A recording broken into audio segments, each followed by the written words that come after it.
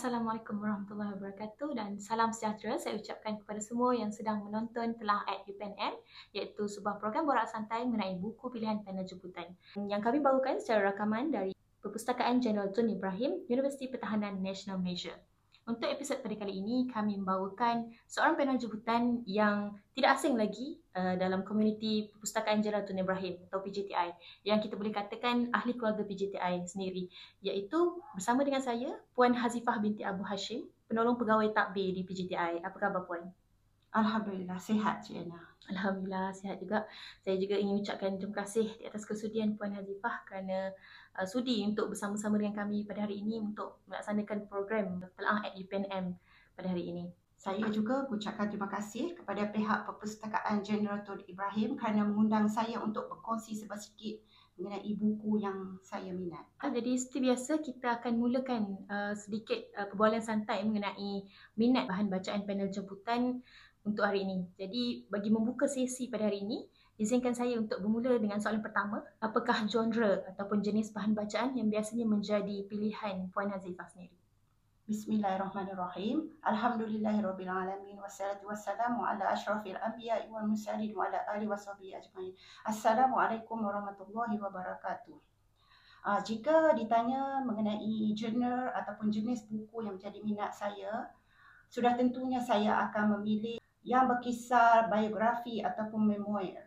Sebab ia menceritakan kisah kehidupan nyata seseorang yang dapat memberikan inspirasi dan motivasi kepada kehidupan kita seharian sama ada dalam pekerjaan ataupun pelbagai aspek kehidupan. Jadi untuk Puan Hazifah sendiri, apa faktor utama yang mendorong pilihan untuk Puan Hazifah baca buku? Pertama sekali, bagi saya, untuk menjadikan saya seorang yang berilmu, berpengetahuan dan mampu untuk menjalani kehidupan dengan mendepani isu-isu yang sekarang kita lihat pelbagai, terutama dalam dunia digital sekarang. Bagaimana jika kita membaca buku-buku mengenai tokoh-tokoh yang memberikan kita satu motivasi. Melalui pembacaan kita dapat mengetahui pengalaman hidup mereka, sumbangan mereka, jatuh bangun mereka di dalam bidang-bidang yang mereka terlibat. Jadi semua itu memberikan inspirasi dan motivasi kepada kita untuk menjejaki apa yang telah mereka lalui. Jadi perkongsian yang menarik untuk perkongsian awal daripada Puan Hazifah. Jadi sekarang kita beralih kepada perbincangan mengenai buku yang Puan Hazifah pilih pada hari ini. Boleh tak Puan Hazifah kongsikan sedikit mengenai buku pilihan Puan Hazifah hari ini?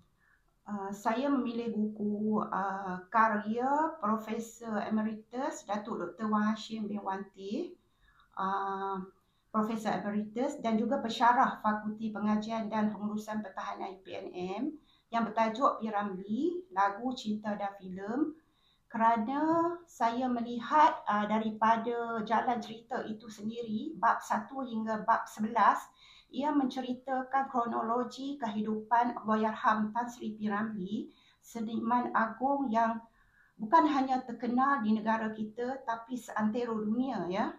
Jadi berdasarkan tulisan Datuk Dr. Wan Hashim ini sendiri, kita dapat menilai buku ini memberikan kita satu inspirasi dan motivasi bagaimana Allahyarham Tan Sri P. Ramlee ini bertapak di dalam dunia seni dan seterusnya mengalami zaman yang dikatakan zaman gelap, seterusnya mampu bertahan sehingga karya Allahyarham menjadi malas segar. Itu satu kita cakap benda yang sentiasa segar di ingatan rakyat Malaysia, penonton maupun di negara kita ataupun di negara luar. Itu salah satu daripada sebab kenapa saya memilih karya Datuk Dr. Wan Hashim. Di samping itu juga untuk pengetahuan Cik Liana dan semua, ya, saya juga terlibat dalam pembikinan karya ini di mana saya menjadi pembantu kepada Datuk Dr. Wan Hashim untuk menginterpretasikan segala tulisan tangan beliau untuk di-type ke dalam komputer untuk menjadikannya satu naskah buku karya agung. Jadi berdasarkan kisah Puan Zifah sendiri yang membantu dalam menyiapkan buku ini. Jadi Ya, betul. mungkin Puan Zifah boleh berkongsi sedikit pengalaman dalam menyiapkan buku karya ini. Ya, sebenarnya semasa saya menjadi penolong pegawai takbir di Fakulti Pengajian dan Pengurusan Pertahanan, Datuk Dr. Wan Hashim adalah dekan di sana. Jadi beliau sebenarnya bertanya kepada saya sekiranya saya hendak membantu beliau dalam tugas-tugas dokumentasi karya agung ini. Jadi saya berpendapat ianya satu tawaran yang menarik, di samping dapat memberikan saya satu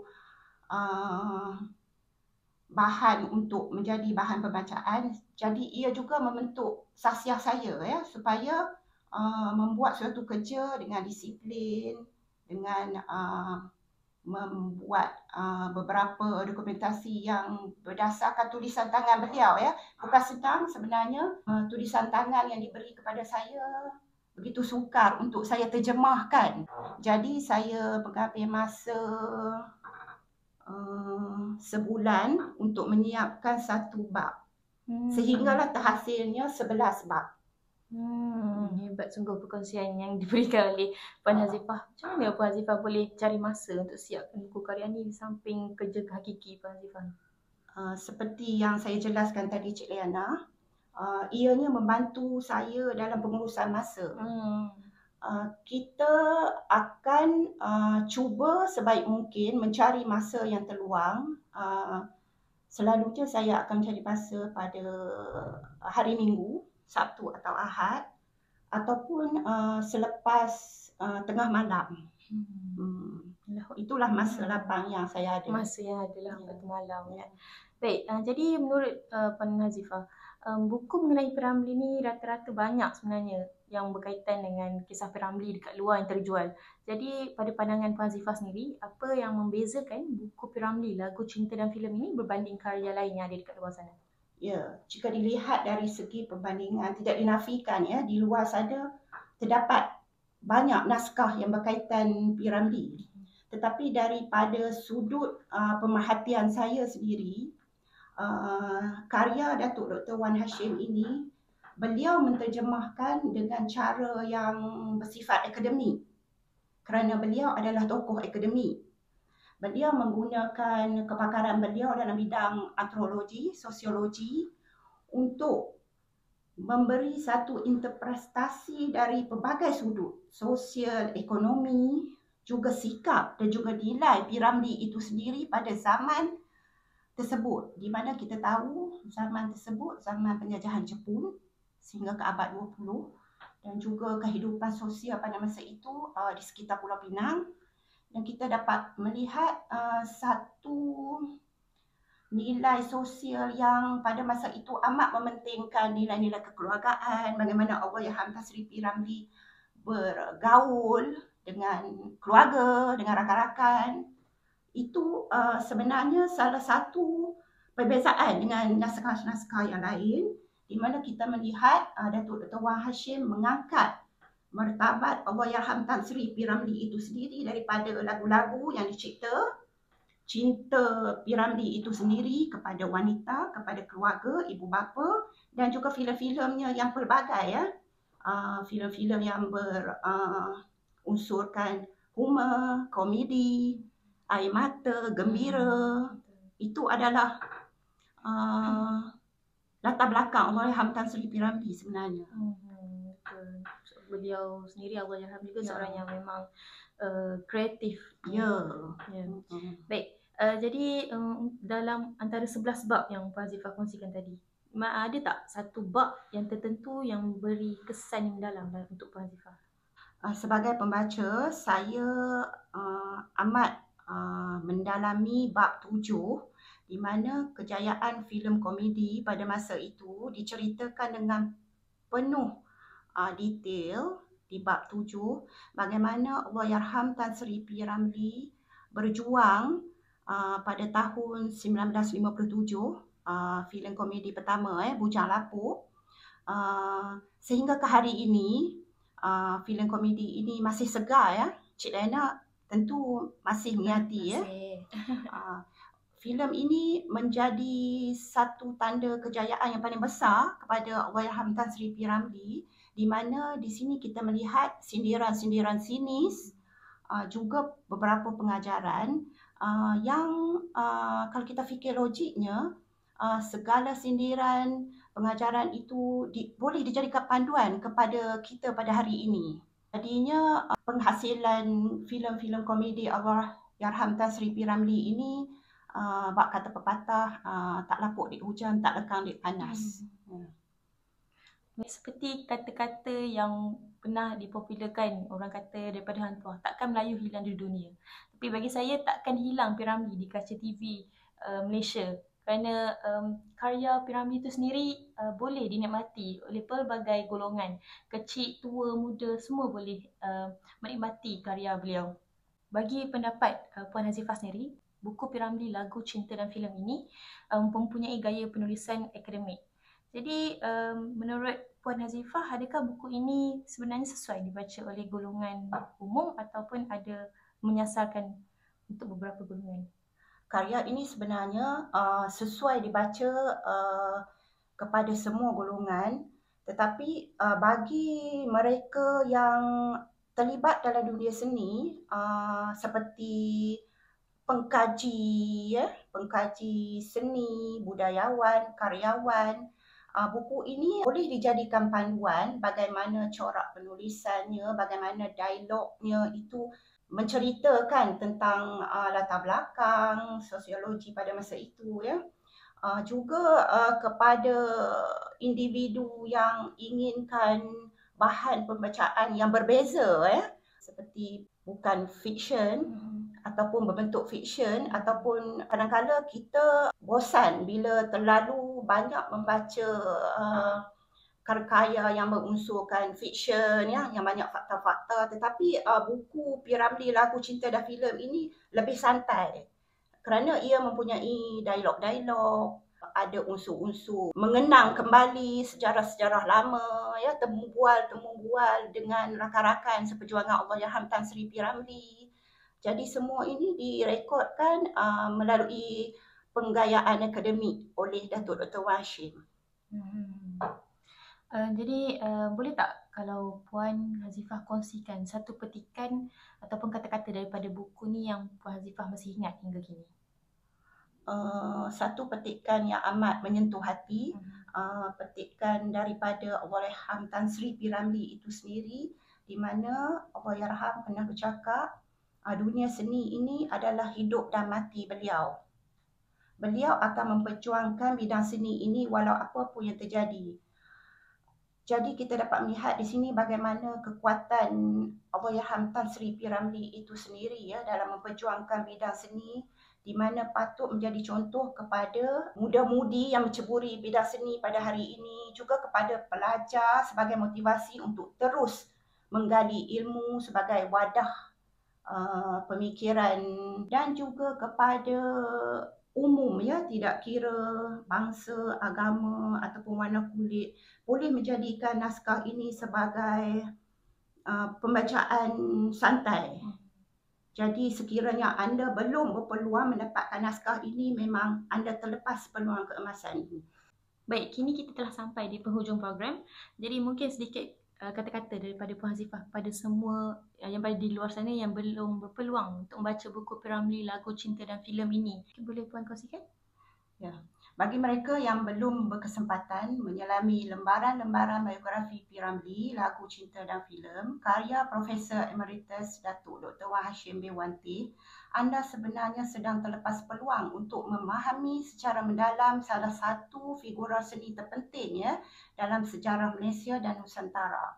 Buku ini bukan sekadar kronologi kehidupan seorang seniman, tetapi merupakan sebuah analisis komprehensif yang membongkar pelbagai dimensi kehidupan P. Ramlee dari aspek peribadi hingga profesional, serta impaknya terhadap masyarakat dan budaya. Ia adalah sumber rujukan yang tidak ternilai ya, kepada pengkaji sejarawan, seniman dan sesiapa saja yang berminat dalam warisan budaya Malaysia. Profesor Emeritus Dr. Wan Hashim bin Wanti telah berjaya menghasilkan sebuah karya yang bukan saja informatif tetapi juga menyentuh jiwa, membolehkan pembaca merasai denyutan nadi seorang seniman agung yang meninggalkan legasi yang tidak terpadam sehingga hari ini Membaca biografi ini adalah seperti melakukan perjalanan masa kita menyelami era keemasan seni Melayu dan memahami jiwa seorang genius yang terus menginspirasi generasi demi generasi melalui seni. Itulah Allahyarham Tan Sri P. Ramlee. Itu dia kata-kata daripada seorang yang sama-sama membantu dan menyiapkan hasil karya ini. Jadi saya rasa perkongsian beliau telah mengajak lebih ramai lagi buat rasa tertarik untuk membaca buku P. Ramlee Lagu Cinta dan Filem ini. Kepada semua di luar sana, jangan lupa untuk dapatkan buku P. Ramlee Lagu Cinta dan Filem ini kerana seperti yang Puan Nazifah kongsi tadi, ada pelbagai impak positif yang boleh diambil, yang boleh kita terapkan dalam kehidupan seharian, dalam kehidupan masyarakat kita. Jadi sebagai penutup, apakah harapan daripada Puan Hazifah ataupun ucapan untuk program telaah ini? Terima kasih Cik Anna. Telaah sebagaimana yang kita tahu merupakan satu inisiatif cetusan idea yang amat berhormat Perdana Menteri Malaysia Datuk Seri Anwar Ibrahim yang sememangnya dikenali sebagai seorang pencipta buku dan pemimpin berjiwa ilmu.